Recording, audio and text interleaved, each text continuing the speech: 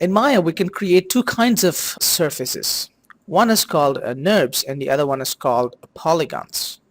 We can create both of them by going to Create menu and choosing either NURBS primitives or polygon primitives. Let's look at NURBS first. I'll tear this apart. I'll tear this off so that we can look at these primitives. I'm going to start with plane because plane is the basic shape of a NURBS. Now, to understand NURBS, any NURBS surface is based on the simple plane. So how can we get a cylinder from this simple plane?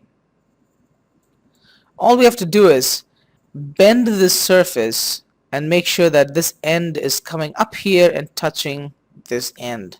We will actually have a cylinder. Let me explain that with the cylinder itself. I'm going to create a cylinder. I'll make it bigger a bit. I'll rotate it. Don't worry about this rotation and making bigger tools. We will be explaining it in the next video. So let's put it like that. I'll give an exact value of 90 degrees. If I look at these sides, we've got a lot of these lines. These lines are called isoperms. And you will notice that this one single isoperm is thicker compared to the others. That is because this is the area where two isoperms, that is this end and this end, is meeting. Let me go ahead and open this up by going to this input area and reducing this end sweep value. You can see that it's actually detaching from there and opening up. If I continue to open up, now you will notice that yes, it is indeed a simple plane that is being bent to create this shape. Okay, so cylinder is easy to understand. What about cone? Cone also is made up of a simple plane.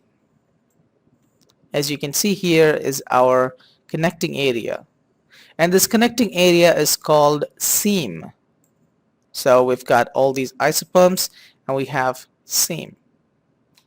So if I just go back here and adjust the sweep, as you can see, again we have the same thing. So here in cone we have the cylindrical shape, and then the top area is being bent or squeezed to a 0 point to make this cone. Let's look at sphere. Sphere is also made up of a simple plane, and you can see that by adjusting the end sweep. And for sphere, it is being squeezed in the top and squeezed in the bottom. Let's look at a cube.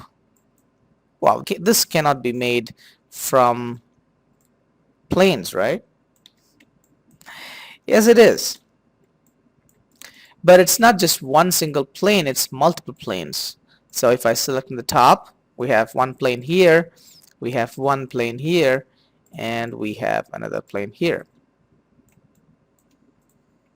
So it's basically made up of 6 different planes. Now here's the tricky one, the torus. How could we make a torus from a single plane? Well, basically it involves 2 different directions of bending. So first we will have it bending this way, and then we have another one that goes minor sweep. Yes. Now you can see that yes, it is indeed a simple plane which is being bent in 2 directions in order to form the complete torus. Now let's talk about polygon primitives. If I go to Create menu, Polygon Primitives, we can access all the polygon primitives here. Let me create a cube. In this course, we're going to be focusing more on polygons. So let's talk about each of those components that makes up a polygon object.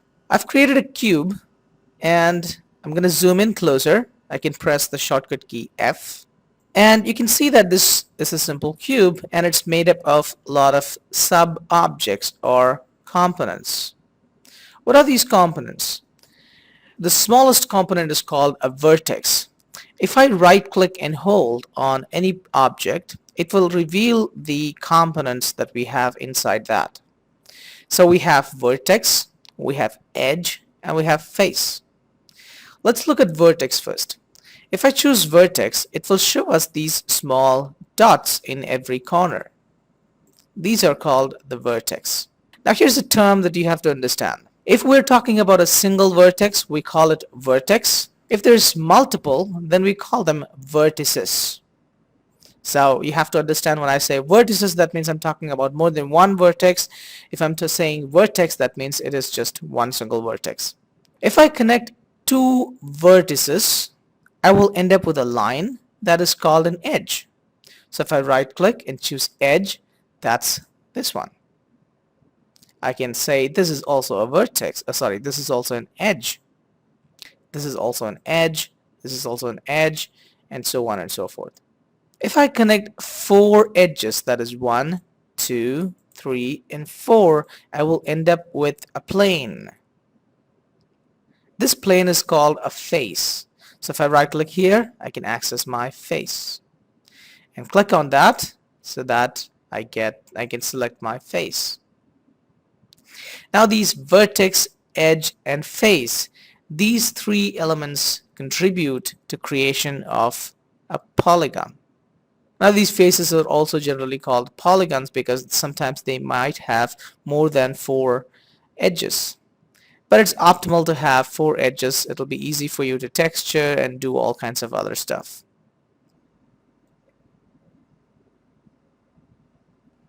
Now let's look at some other primitives. We can create cylinder. We can create cone. We can create torus, pyramid, or any other primitives from here. Now you'll also notice that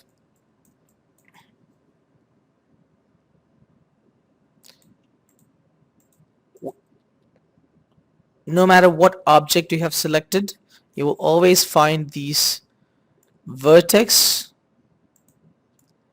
edge, and faces. And we can actually manipulate them in order to get whatever design that we want. Now let's create a couple of primitives and see how we can modify their values. I'll create a cylinder. Right here in this input area, I can adjust this radius. Say for example, instead of 1, I can give 2, which makes the radius bigger. I can adjust the height from 2 to 5, for example, which changes the value. Now there's an easier way to change these values also. All I have to do is select this label, come to the viewport, use the middle mouse button, and click and drag from left to right, so that you will notice that the value in the height is actually changing, and we can visually see that in the viewport. I can also do this for any other attribute. I can go to radius, and you can see that I can adjust the radius directly like that by pressing with middle mouse button and dragging to left and right. I can also increase the subdivision height. That decides how many divisions we want, and the subdivision cap. You can even keep it 0, which gives a clear space there. Let's look at a couple of other primitives. Let's say a sphere. Again, we have radius, which we can adjust, and subdivision axis. The more you have, the smoother it will be. The less you have, the less smooth it will be. Okay, so depending on how much division you want, how smooth you want the surface to look, you can adjust that. Let's create a prism. As you can see, we have side length. We have the number of sides. We can increase as many as we want. And we have subdivision height. We have subdivision cap. That looks like a spider web. Okay, so we can choose the side length and the total length. Okay, so we can create a helix, and then we have subdivision axis that makes it more and more smooth, subdivision coil, and we have radius. Let's keep it something like that, small. Okay, good. And I can decide the height, the number of coils. That looks like a nice spring. Okay, fine. So we can just adjust these input values to create the desired primitive that we want. So this concludes the video on creating primitive objects in Maya.